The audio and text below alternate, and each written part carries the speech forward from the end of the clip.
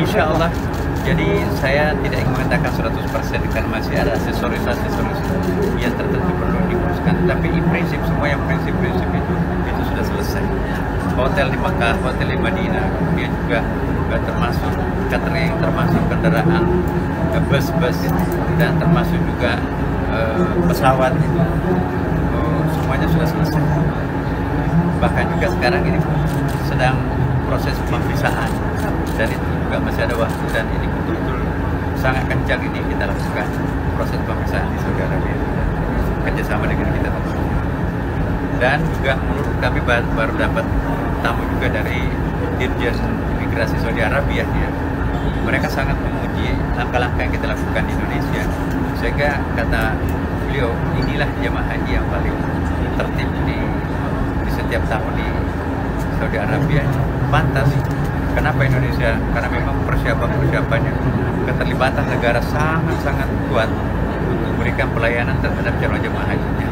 Mungkin di tempat lain tidak seperti kita ya.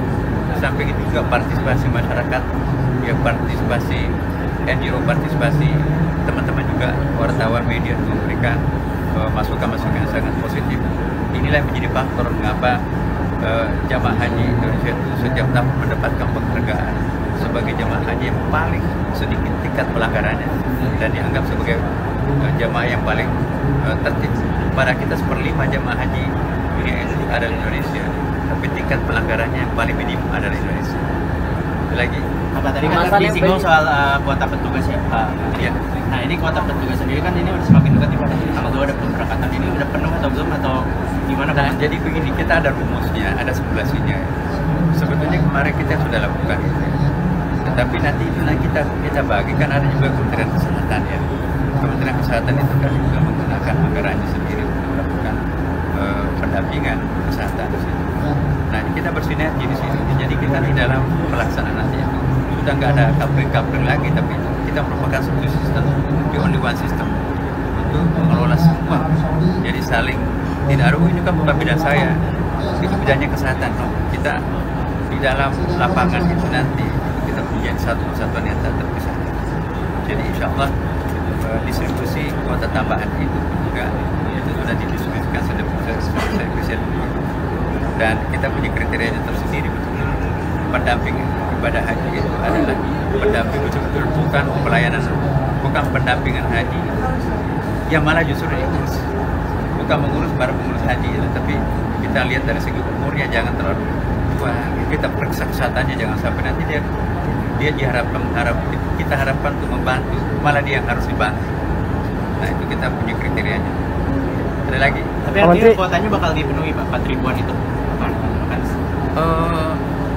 Kita sesuai dengan penganggaran yang ada, karena itu kan juga anggaran kita ya. Kita juga sesuai dengan tingkat kebutuhan harianya.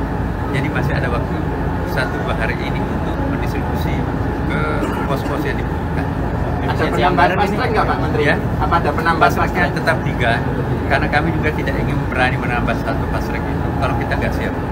Jangan sampai kita berambisi untuk menambah, tapi itu menambah kerepotan diri sendiri dan kerepotan Saudi Arabia, itu bisa mencederai nama baik kita di Saudi Arabia. Tapi nanti suatu tahun akan datang, kita akan tetap melakukan usaha. Obsesi kita sih kalau perlu semuanya jemaah haji itu melalui fast-track, supaya nanti lebih mudah jemaah kita. Target kita ke depan itu bagaimana supaya jumlah hari pelaksanaan ibadah haji itu jangan terlalu lama, karena itu berkaitan dengan cost ya kan. Yang kedua juga bagaimana supaya proses itu tidak berhenti dengan memanfaatkan IT yang ada. Dan yang ketiga juga bagaimana memudahkan proses pelaksanaan ibadah haji itu dengan melibatkan IT yang lebih sophisticated, yang bisa connect antara Saudi Arabia dengan Indonesia. Insya Allah kita ke depan itu sudah punya gambaran apa yang harus kita lakukan untuk menghemat waktu, menghemat energi, menghemat dana, dan untuk memberikan pelayanan yang terbaik. Insya Allah dengan kolaborasi yang ada sekarang ini, itu bisa menjadi gambaran akan datang bahwa insya Allah makin kesana nanti jamaah haji kita insya Allah akan makin lebih baik. Mohon doanya. Untuk pelunasan BPH apa sekarang? Ya. Pelunasan BPH berapa persen sekarang? Ya itu sudah selesai. Bahkan sebetulnya kita mencatat cadangan-cadangan. Kalau misalnya ada tiba-tiba meninggal, ada tiba-tiba sakit atau karena ada keperluan tertentu nggak bisa menunaikan itu, maka kita sudah punya cadangannya sehingga tidak ada kuota yang tersisa. Dan kita sudah berikan pengertian, istilah kita itu adalah cadangan lunas. Ya. Kalau berangkat alhamdulillah, tapi kita juga minta pengertiannya kalau dia belum bisa berangkat tapi maka tentu juga akan berikan pengertian. Soal kepulangan nih Pak Menteri, ini kan maskapai kayaknya masih dapat kendala karena harus mampir dulu ke Madinah gitu ya. Nah nanti ini ada update-nya nggak sih Pak Menteri? Apakah sekarang udah diizinkan untuk langsung flight dari Jeddah? Itu terjadi setiap tahun sebetulnya. Ini juga terjadi lagi, tetapi ini kita kurang. Dan insya Allah itu sudah dianggap sudah memang seperti itulah kenyataannya. Ya, karena memang begitu banyaknya pesawat, begitu banyaknya orang. Tapi kita juga sudah mengantisipasi termasuk dampak-dampak yang tidak merugikan jemaah. Soal murud dan tanazul kan sudah dilakukan sejak tahun kemarin. Ya. Ada perlu dievaluasi dan diapresiasi. Murud itu kan kita sekarang ini, kalau murud itu bukan asal murud. Nah kita murud di sini adalah perjalanan itu tidak terlalu jauh, ya mungkin ya sekitar 1 kilo lah ya, 1,5 kilo, dan itu disiapkan makanan siap saji di antara mereka itu ya. Jadi ada persiapannya rutenya, maka itu kita tidak mengurangi. Tadinya kan kita menargetkan itu 50 ribuan ya, tapi kita khawatir nanti kalau menggunakan bus tiba-tiba macet atau tidak bisa lewat jalan itu karena begitu banyaknya orang, maka itu kita tahun ini kita belum menggunakannya. Kita hanya untuk menggunakan fasilitas jalan kaki. Kita ada hotel yang sangat dekat dengan Jamarat itu 1 kilo atau 1,5 kilo, dan itu disiapkan fasilitasnya termasuk makanan. Oke.